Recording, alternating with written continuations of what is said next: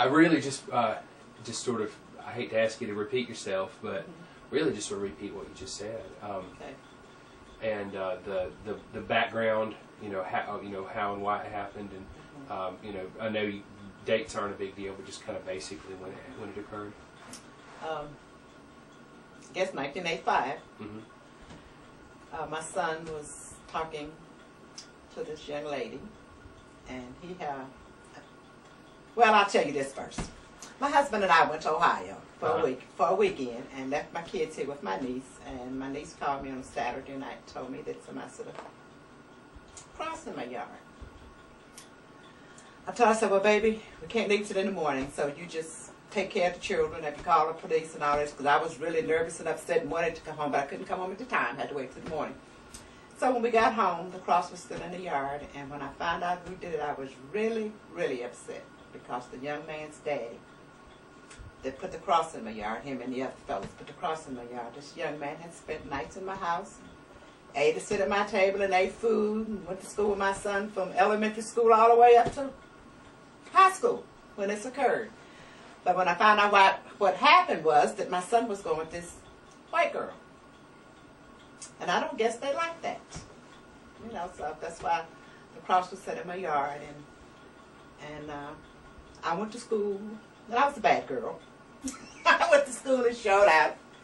And but Mr. Miller was a good man, and he called me in the office and talked to me, calmed me down, told me, just to leave it alone or whatever. But I couldn't leave it alone, because it bothered me that someone that had come to my house and sit at my table, let my food slip in my bed, would do this to me. I know the child didn't do it, but the child's father did it. And I'm thinking that the child knew what the father was doing. The child knew the father was a clansman.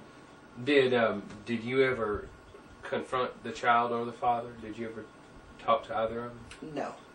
I was told not to. Right. No. So, no, I didn't. So you never had any interaction with them after that? No. At all? Did your son have any interaction with the Klansman's son, the boy? Yes, he said he talked to him, so the boy apologized to him. Told him he was sorry that he didn't know his dad was going to do that. But I never did. Having things say to him. And I guess my son would have talked to him, because they went to school together. And you said that their family was cordial to yours up until my son started talking to the girl. Right, and then it just completely changed. Mm-hmm. And just what we were talking about earlier, these people who were involved were a part of this community. Yes. And you knew many of them, knew who they were. Yes. Mm-hmm. So this was definitely not outsiders. No. And do you know the group or what they were calling themselves, or just that they were part of the Klan? Just part of the Klan. I don't know what their title was. Right.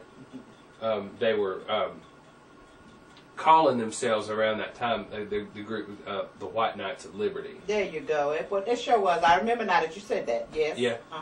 Yeah. And they were out of again claimed to be out of the Taylorsville area, but some of them were Forsyth County. And do you know the name Joe Grady? It's familiar. He was the man calling himself the head of that organization, the Imperial Wizard.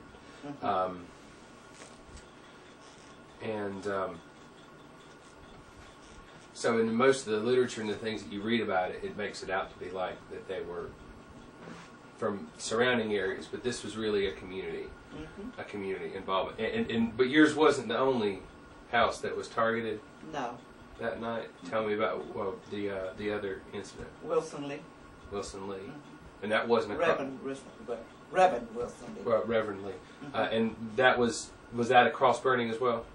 It was a shooting. I can't remember if they put a cross in the yard or not, but they shot through his house. But there was definitely a shooting, yes. And it was the shooting that prompted the arrests. Court, the arrest and all of that. Do you think anything would have been done about it if it had just been a cross burning? No. Because it wasn't the first cross that had been burning out of that county. What other ones do you recall? I just can't tell you just where they were or whose house they were at, but it was other cross burnings in Iredell County. Oh. And things hadn't been done about them. And I really think that if it had not happened to us, Reverend Lee, that nothing would have been did about the cross in my yard. Because it didn't burn my house down, nothing, it was just a cross burned in the yard. Mm-hmm. But that cross could have burnt my house down.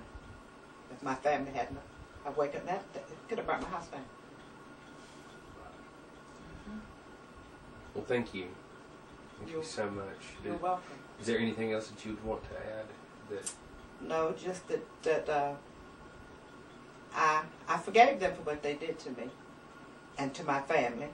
And I thank God that nothing really happened to us, you know, physically. But mentally it did, because that tore me up for a long time. But God fixed my heart so I could forgive them. awesome.